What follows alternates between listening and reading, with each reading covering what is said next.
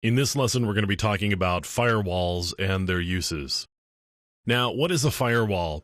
Well, a firewall is actually kind of a vague term because there's so many different types of firewalls, but primarily a firewall is a network device that has the ability to block or otherwise manipulate traffic coming into the device, either in a way that it can be logged or maybe forwarded to another network after undergoing some manipulation, so like doing network address translation, for example. So there are a lot of different firewalls that are available. As a matter of fact, if you've got a device like a DSL modem or a cable modem, there's probably some sort of firewall built into that. Now, there's a lot of commercial firewalls as well. For example, Check Point and Juniper both make really good firewalls of a commercial variety. There's also firewalls that are built into the various operating systems. And what I'm going to show you here is actually the Linux firewall, which is called IP tables. And I'm going to show you some of the capabilities of firewalls just as an example of what they can do and how you might be able to use them. So with Linux, there's this command called IP tables, which is, of course, why the firewall is IP tables. It's named after the program. And I've got here IP tables, and what I'm doing is a list of all of the rules and policies that are currently in place within IP tables. And these are stored inside the kernel space. And so these are all of the rules right now. And you can see there's a lot of accept. So that's on the input chain, and on the output chain, there's a policy of accept.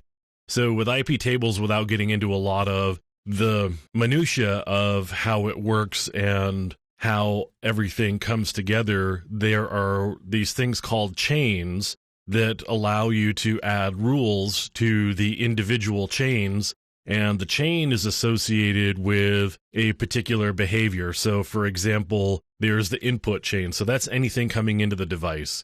There's a forward chain. So if you've got two network interfaces, a forward chain would allow you to forward packets from one interface to another interface. And of course, the output chain is anything going out of the device. So one of the things that we can do with firewalls, in addition to just blocking, which is really helpful when you're talking about a network attack, from a forensic standpoint, there's some benefit to doing logging. And let me show you something here on how I would do logging with IP tables. So I can log traffic coming into this particular device. So what I'm going to do here is I'm going to tell IP tables I'm going to append a rule to the input chain, and that's the -a is append, and I've specified the input chain there. I'm going to say the protocol is ICMP, and I want to do ICMP-type equals 8, and that is specifying that I'm going to do something on an echo request. So with ICMP, there's a lot of different types, and those are flagged in the ICMP header. In this case, we're looking for an ICMP type of 8, which is an echo request. And what I want to do with that is I want to log it. So now I've got a rule that I'm going to log all ICMP echo requests. And I ought to be able to take a look now and do my list. And you can see down at the bottom of the input chain, there is a log target, and it says ICMP. So we're logging ICMP echo requests. So now let me go over to another window here, and I'm actually going to initiate some ICMP echo requests to that particular system. So you can see the ICMP echo request is getting through, and the computer is responding to it. Now I've done the ICMP echo requests or the pings, and I'm going to go back over here. And I'm going to go into the log directory on the system. And it depends on how you've got your syslog or your logging daemon set up as to where it's going to land or where those messages are going to land. But I'm going to say that they're in the kernel log. Now, we've got a lot of log messages here, and it's not clear immediately from looking at it, unless you know what you're looking for, that these are the log messages that I had the kernel create, because it doesn't say IP tables. It doesn't say immediately, hey, I found an ICMP message. It's just a line that specifies that there was some network traffic that was captured. Now, I actually have to read the line to indicate what it was that was captured. So we can see a source address of 192.168.1.23 and a destination of 192.168.1.39. And you can see we've got the input is BR0, which is the network interface that it came into.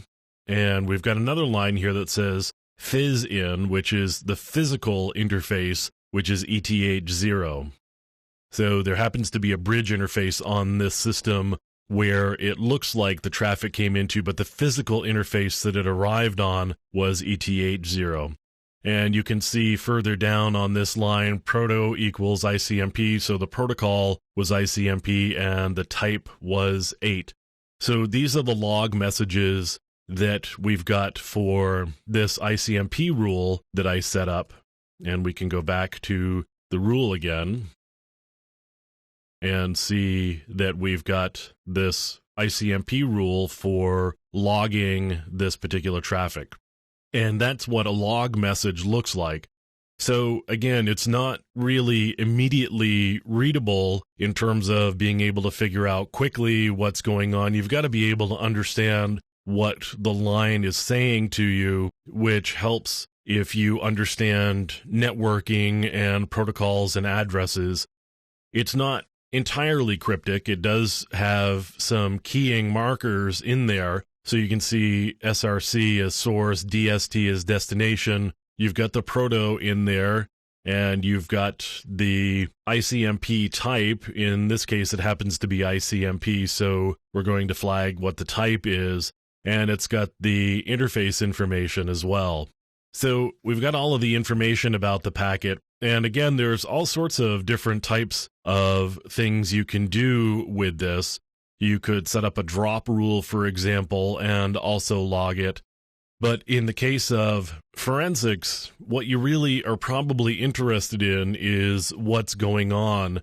And certainly you could do that with a packet capture and set up some filters. But if you don't always know what it is you're looking for, or maybe when it's going to come in, something like this would work out pretty well. So you could set up this firewall rule and then set up a log watcher on this log so that an alert goes off when these messages start to show up, at which point you could fire up a packet capture and start capturing the traffic so that you've got it. It saves some time and resources, and certainly disk space if you're doing something along those lines. And using this for, like the intrusion detection that we've talked about in a different lesson, we've got this ability to log traffic and potentially alert on it using firewalls. And of course, we've got the traditional use of firewalls as well, which is doing blocking. And you can see here under the forward chain, there's a couple of reject rules, and that's what IP tables does with traffic that you don't want. And there's a bunch of different ways you can do rejects. You can just do a straight drop, or you could reject with an ICMP port unreachable, which is what you see here. So there will be an ICMP message that goes back to the sender saying that port was unreachable. So that's firewalls and some of their usage. And again, there's a lot of different types of firewalls. I've just shown you one because it's readily available and easy to use. But again, there's a lot of different commercial firewalls as well. And there's certainly ones that you will probably see on a regular basis if you've got home networking where your interface to the internet has some sort of firewall built into it.